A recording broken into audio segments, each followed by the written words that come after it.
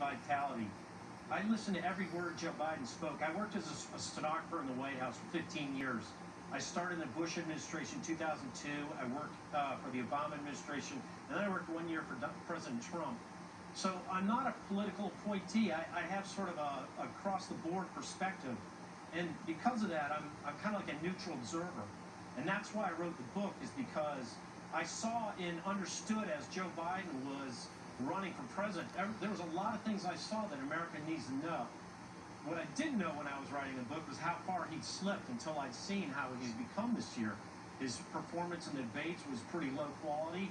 And when I saw him do his speech at the Democratic National Convention, that wasn't the Joe Biden I knew. That guy was reading from a teleprompter, almost, it was verbatim. And he's never done that. It was a 25-minute speech. These 25-minute speech would just get him warmed up in the past when I worked. All right, I want to show everyone Biden now just from last weekend. Watch. What up here?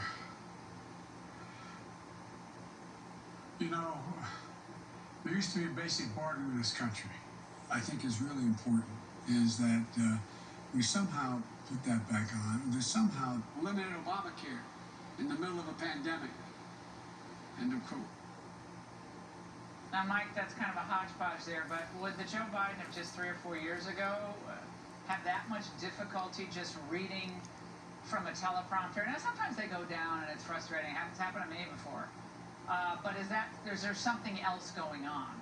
There is something else. Because Joe Biden would never read from a teleprompter.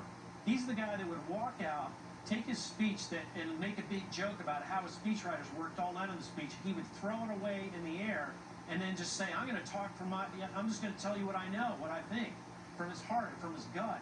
And he doesn't have that heart or his gut anymore. He's trying to work as Joe Biden off a teleprompter. That's not Joe Biden. That's a shell of his former self.